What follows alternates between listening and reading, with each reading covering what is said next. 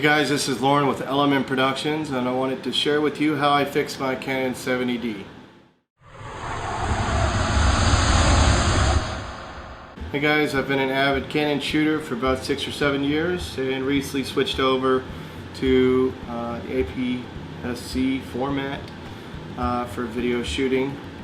The 70D, just because it's auto-focusing features. I've used this professionally. I actually took it out on an ESPN shoot probably about 4 or 5 months ago. It's performed excellent. Here's the problem. A couple months ago I took it out for a video shoot, and I go to set it on my tripod, get my lens on there, get my everything all set up, ready to go, flip it on, and I've got pink and purple scrolling lines. So imagine my surprise at that point. Very first thing to do, took it off the tripod, took off the lens, made sure the lens was mounted, popped the battery out, popped it back in, turned it back on. Still the same exact problem. So I actually took off the lens I was using, put on a different lens, fired a couple of test shots, and it went back to normal. So I'm thinking, okay, it's just a weird quirk with the camera. So I finished that shoot that day. Well, I get it home, upload my footage, and I go ahead and turn back on my camera to see, you know, hey, this is going to happen again, because of course you can't have it happen on a camera shoot. And to my surprise, everything on this screen, on your flip out screen here, is purple, pink, and it's flashing non-stop. You take pictures, and I'll put some up here just so you can see what I'm talking about.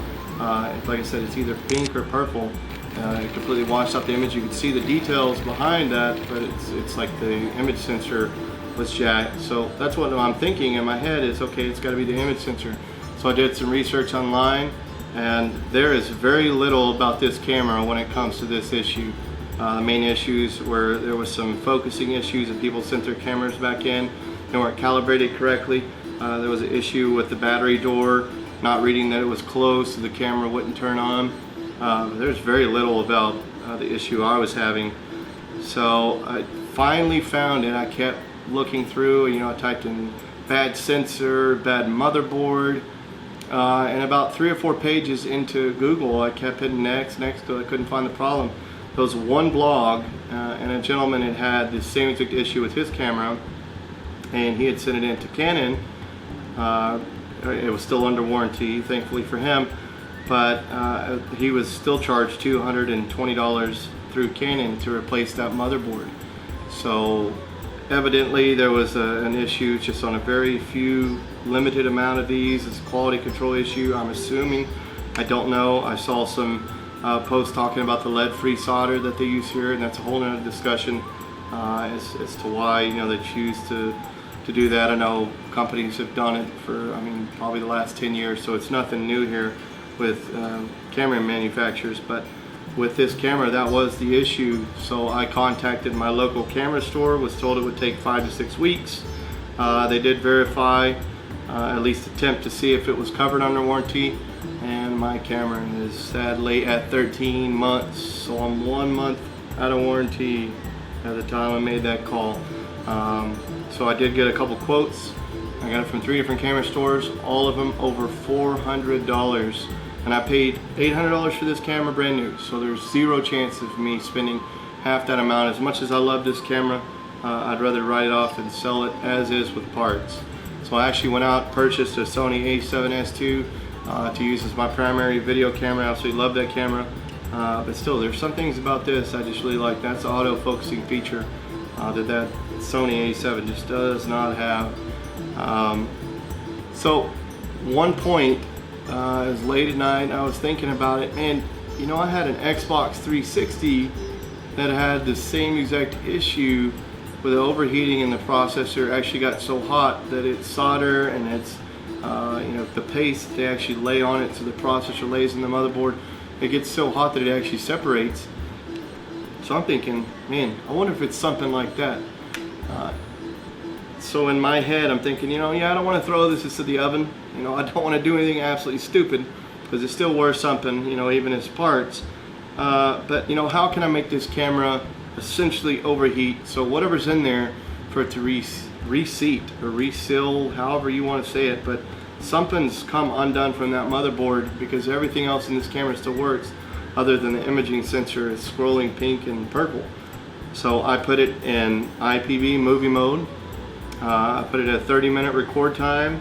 I put my shutter, my drive on continuous, put it raw, large with large JPEGs, and essentially I sat there just holding it just like this, firing off shot after shot after shot while I have it in video and in live view mode. I'm trying to make this thing get hot, and it got so hot to the point it was almost uncomfortable to hold. Just because I probably fired off, no lie, probably 1,000 shots back to back to back while doing movie, just bam, bam, bam, bam. And at the very end of that, about 15 minutes into it, I noticed my screen was clear and my picture was okay. So I'm thinking, man, I fixed it. So I turned it off, let it sit there for about 5 minutes, took the battery out, because at that time the battery was already trashed. So I put another battery in, turned it back on, well, the problem's back. So I'm thinking, okay, it didn't fix it. So I tried the same exact thing. I just said to myself, I'm gonna give it one more shot. If it works great. So I did it again. This time it went about 20 minutes and it, again, got insanely hot. Same exact thing, the screen eventually, it's about 18, 19 minutes. It turned to where it was normal again. I could take a picture and it was a regular picture.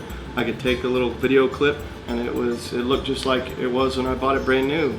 So immediately I took the battery out, I set it on my kitchen table, and I left it overnight to cool down. Come back the next morning, this camera's working perfectly. And actually, I've shot with it for the past month. I've shot with it outdoors in the heat. I've taken it on a couple of photo shoots. I've left it in my bag, and I'm not going to trust a whole camera shoot to it. But at this point, man, this camera is fixed, and all I did was essentially re-overheat the camera, because I guess at some point, you know, this guy overheated and something come unseated in there, and you know, everything I've read online is, oh, you know, these cameras are great for video, but it specifically says in the manual that, you know, if they will overheat if you leave it in live view, blah blah blah, and it's hard on the processor. Okay, I agree with you there, but you know, why would they even put that movie mode on there if these things are just going to crap out because you use them? I know they're not pro cameras, but you know, I've used it as a B-roll cam, and even on a main shoot, you know, for about 4 or 5 hours that one day without any issues. But man, if there's anybody else out there that had this issue, because I literally could find nothing about it on YouTube, and it took a very long time to find anything online at all, and it didn't even diagnose my problem. It more or less was just it kind of steered me in that direction until I talked to a camera professional. But man, if you're at the point where you're just either gonna give up on your camera, you're gonna trash it, or sell it for parts, give this a shot, because it absolutely worked for me. And like I said, I've shot probably 500-600 pictures with it. I've probably put about 3 or 4 hours of video into it, and it's working just like it was before it worked out on me. So, I mean, we might not be able to blame that lead-free solder, but man, something, you know, quality control wise, there was an issue there. And me just taking this camera and essentially abusing it, and I'm not suggesting to do that to your camera, but at my point, man, it's just sitting there collecting dust, and you know, I was either gonna just break down and pay the money to fix it, or just sell it as is with parts. And now I've got a working camera again. So, and if you have a camera that's the same exact issues that I had, the pink, you know, and purple scrolling, like I said, I put some pictures up there on this video earlier. That's what you're kind of seeing, and it just does it over and over on your screen. If this fixes it, man, let me know in the comments.